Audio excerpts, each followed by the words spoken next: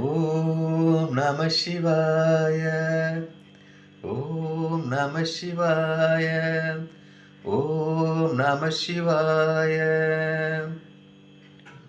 அன்பான சிவ அன்பர்களே, கடந்த நாட்களில் நம்ம ஜோதிலிங்கத்துடைய வரலாறை பற்றி நம்ம பார்த்துட்டு வரோம் இல்லையா? அந்த வகையில் ஜோதிலிங்கத்தை பார்த்துருக்கிறோம். இந்தியாவில் மொத்தம் 12 ஜோதிலிங்கம் இருக்குது. அது எங்கெங்கே இருக்குதுன்ற பற்றி ஒவ்வொன்றா நான் உங்களுக்கு சொல்லிட்டு வரேன். அந்த வகையில் நம்ம இன்றைக்கி பார்க்க போகிற ஜோதிலிங்கம் பீமா சங்கர் ஜோதிலிங்கம். இந்த ஜோதிலிங்கம் எங்கே இருக்குதுன்னு பார்த்தீங்கன்னாக்கா மகாராஷ்டிராவில். மகாராஷ்டிரான்னு தெரியுதா?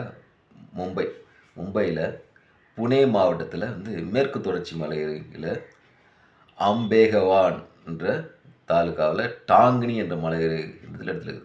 எங்கே? அம்பேகவான் தாலுக்காவில் டாங்கினி என்ற இடத்துல இருக்குது. இது சின்ன மலை மேலே இருக்கிற கோயில் சொல்கிறாங்க. சின்ன மலையெல்லாம் எப்படி? ரொம்ப சின்னதாக இல்லை.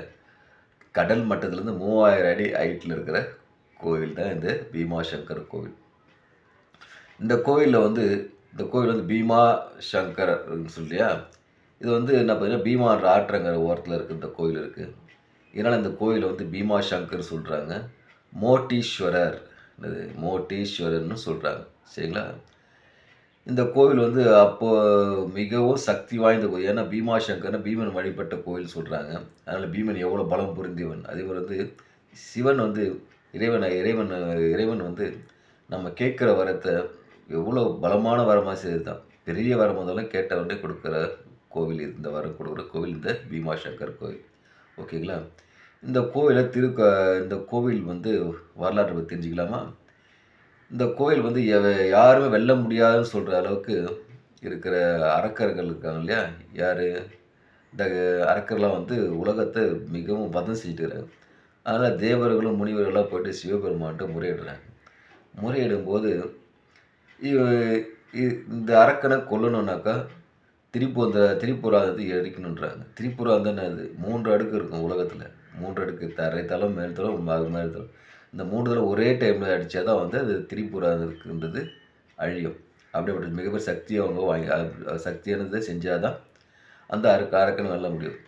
அப்போது அந்த அரக்கனை வெல்லதுனாக்கா சாதாரண விஷயத்தில் சிவபெருமானா சொல்கிறார், இவரோட போரிட்டு வெல்லணுன்னாக்கா அரக்கர்களும் தேவர்களும் அவங்களோட சக்தி பாதி கொடுத்தாதான் அவங்கள ஜெயிக்க முடியும்னு சொல்கிறார்.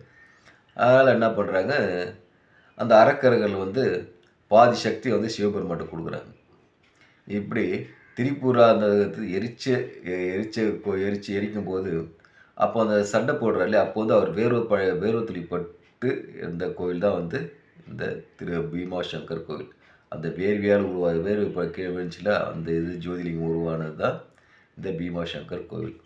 இது 18ஆம் நூற்றாண்டில் தான் கட்டப்பட்டது. இன்னொரு விஷயம் பார்த்தீங்கன்னாக்கா, இங்கே பந்தல்வாரில் நந்தி பிறந்தாங்க. நந்தி இருக்கிறாரில் சிவபெருமான் தூக்கி சுமக்கிறாங்களே, அப்படி நந்தியும் இங்கே தான் பிறந்திருக்கிறாங்க. சரிங்களா? அவ்வளோ புகழ்பெற்ற கோவில் பீமா சங்கர் கோவில்.